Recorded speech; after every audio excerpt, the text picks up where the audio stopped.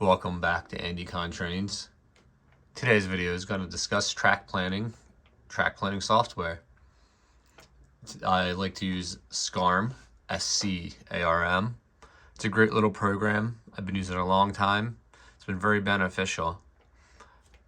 The house my wife and I live in now, as soon as I knew we were buying this house, I was already drawing the basement floor plan on here and designing a layout. I'll show you something real quick here. So this is pretty much my basement before I put the layout. But today we're going to discuss something I'm working on. I do know you can use a screen recording software, but I don't think I have a microphone on this laptop, or at least a good one. So I'm gonna use my phone for recording.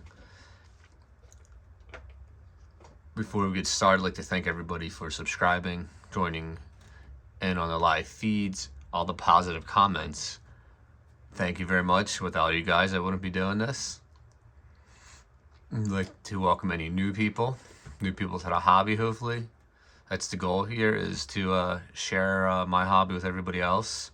And hopefully everybody can learn. Any questions, always feel free to comment. I can explain stuff on the layout. Anything you'd like to know. So this is my HO layout on Scarm. This green box is just here to get a baseboard for the existing layout. This track right here is what's down on the layout currently. The white track is a proposed idea. Same with the yellow boxes. So this program, you can draw squares, rectangles, whatever you need to make to represent the deck of the layout. In this case, the sections of yellow represent a 8 foot by 5.5 inch wide 1 by 6 and a 1 by 12 foot long. This program is great like that. You could draw 4 by 8 sheets. You could really estimate how many you need just by counting on here. This box over here, that would be the 1 by 12. Now building my layout open grid, I can easily add on to it. Just need to make more risers pretty much. So we'll get started. Again, here's the corner of the layout where I started my measurements from. This little box here represents the rail being 3.5 inches off the layout. And that switch end is also the exact measurement from the start of the wall to the switch, which is on the layout physically and drawn in the program. So I'm planning in the future, once I do a lot of work in the yard area, that would be the area around here. This is the main line. There's the crossover yards in this general area. I do have that drawn up in here somewhere, but I don't know how accurate it is since I'm always changing my layout since I started this.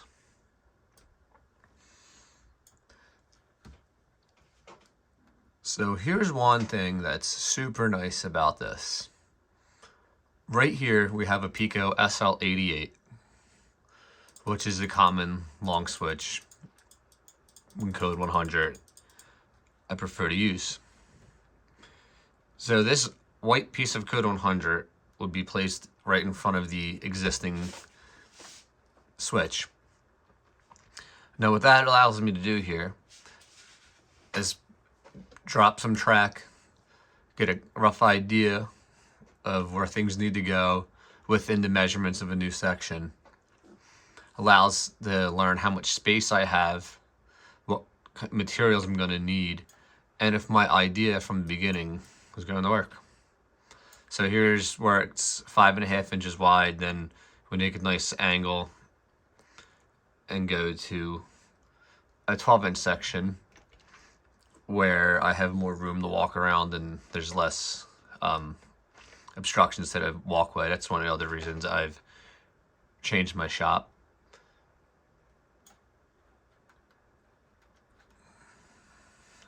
once you learn this program, it's very beneficial. So this blue box here would represent a Rick's Products engine terminal or engine shop to install. You can draw up little boxes, draw up whatever you need to draw up just to get dimensions. There are some pre-loaded objects, and people have a library. You can download stuff for this program. For me, it's not 100% necessary. For the O-scale guys, I think one of the categories in here is some Lionel accessories or MTH. I'm going to take a quick look at that real quick. There's a ton of libraries. For O-scale, there's Millhouse River Turntable Library.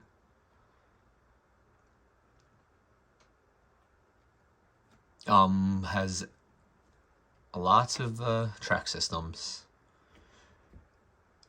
Even has K-Line Super Streets. I haven't really explored many of these besides the Pico. Alright, let me go back to here. One real neat feature of this program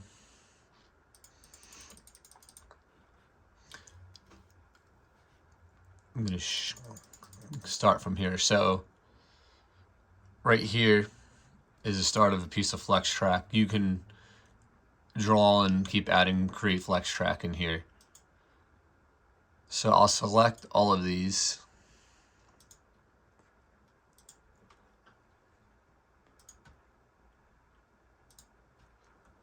And by selecting all these, it tells you that you have 203 inches right here. So that would be approximately 200-inch storage track, staging track for whatever I need next to the main line. I do want to incorporate a fuel depot in this section as well. I have a sanding tower. And like once again, this area where the blue is should be a locomotive terminal area. And if you zoom in, it'll give you the part numbers. Pico's real simple with part numbers. I use 2 different switches.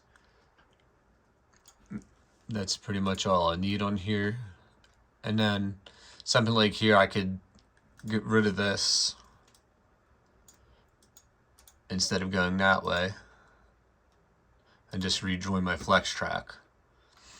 That's simple. So I don't know if I'm going to do a track that direction or if this is going to go that far back. This is just kind of thrown out there. See what kind of room is available. I don't want to go too far back to that wall, but that piece right there just represents an 8-foot section of lumber, just to make things simple. It's easy enough to come cut at another time.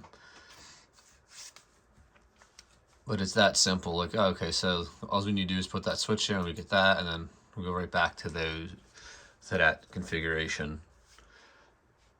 You can take a tape measure, measure your distance off the edge of the layout, all sorts of useful tools you would need. Another cool part about this, so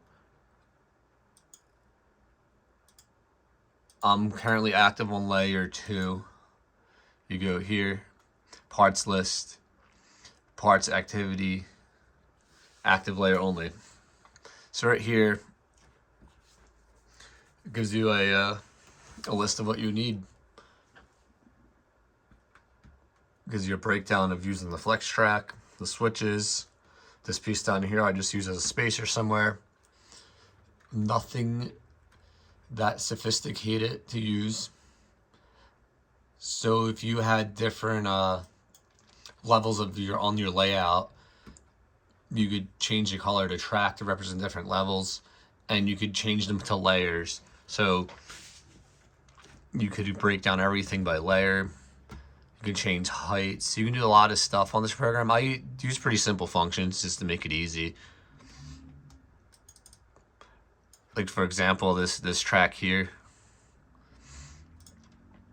is the pre-existing track, so I can make that change the color on this, just make it easy, more real visible. So there's the pink is the existing track, and then the white is what I want to add on. And that's about it. Thank everybody for watching the videos, subscribing, and the positive feedback. If there's anything can help you with getting in the Scarm, feel free to leave a comment, questions, concerns. They do have a Facebook page for Scarm as well. The guy who created it's very helpful if you need anything.